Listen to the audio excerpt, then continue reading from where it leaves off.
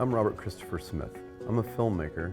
I took a DNA test with CRI Genetics about 3 or 4 weeks ago, and now I'm walking in here and I cannot wait to find out what I'm made of and where I came from.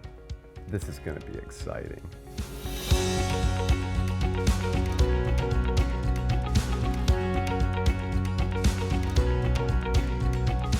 Welcome back, Robert. I am Jan. I am the lead scientist at CRI Genetics, and I hear that you took a DNA test a few weeks ago. I had questions regarding health as well as just kind of, curiosity about family history. We have different ancestry reports. Some of the reports just show you a breakdown of your different ancestries, but then the timeline actually shows you when your different ancestors entered into your pedigree. So it looks like for you, you are 90.2% European. Right. Never would have guessed, right?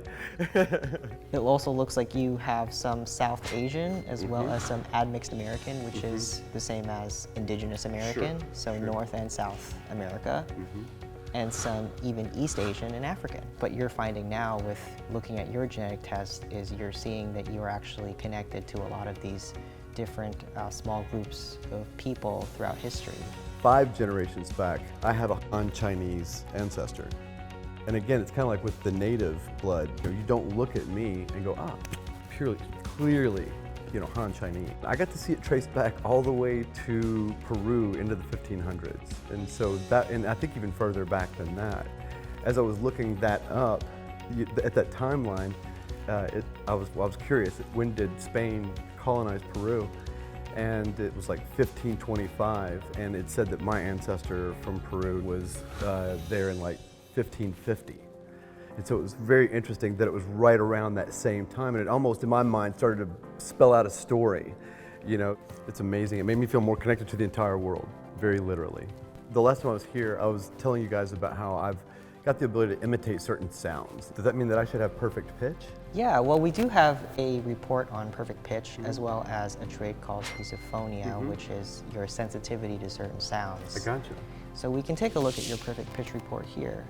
And it looks like you're unlikely to have perfect pitch. So I should stick to the dog sounds and stay away from singing. Yeah, maybe I that's, gotcha. maybe that's right, yeah.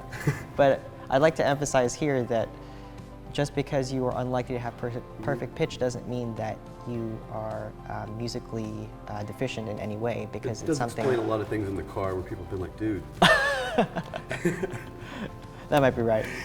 Let's take a look at your reading ability. Oh, it looks like you are one of the lucky ones and you have enhanced reading ability according to your genetics. That makes a lot of sense. I taught myself how to read when I was 4. Not exactly taught myself. My mom would read to me a lot, and at one point I grabbed the book from her and started reading. And she said, "Are you really reading, or are you just memorizing all this?" And so she just turned pages like, "What does that say? What does that say?" And I was reading at 4. And then in college, I found out under pressure that I could read a novel in a day.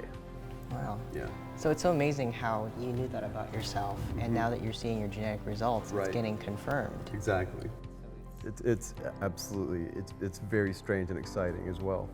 You mentioned earlier that you were interested in learning more about allergies. Very much so, because that's where it starts to get into the more serious aspects of it. Instead of just family history or stories that I can tell over a beer, these are things that can affect my health and also things that I can share with the rest of my family. It's great that you want to know more about allergies, because we have more than 15 health reports directly related to allergy sensitivity. Fantastic. So there's a lot there for you to learn. What kind of allergies would you say you've experienced? Mostly it's related to like weather changes, so it always seems to be around things blooming or dying. So it seems to be like grasses and somehow related to plants. Okay. For the most part, is what it feels like. Let's take a look at your herbaceous allergies. Do you have any sensitivity? Well, There it is. it looks like you have a high likelihood of experiencing herbaceous allergies based on your genetics. So that matches exactly with what you've experienced already. That makes a lot of sense, yeah. Please don't tell me that I have a gluten sensitivity. Please don't tell me that It looks like you're lucky there, because you're unlikely to have gluten sensitivity. Right on, let's have a piece of cake. Yeah. I'm a huge fan of dogs. Actually, I love to have a pet. I've never not had a dog in my entire life, so one thing I would hate to find out is that I'm allergic to dogs. So please tell me that I'm not allergic to dogs. That's something else I don't want to hear. Oh, it looks like you have a high sensitivity.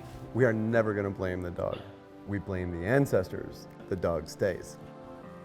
Well, thanks, Robert, for coming in and sharing with us your experience with our genetic tests, and I'm so happy to play even just a small part in you discovering more about yourself and more about your ancestry and more about your health. Thank you. I feel like I know myself a lot better, and again, I feel like I know my place in the world a lot better as well. So thank you guys too.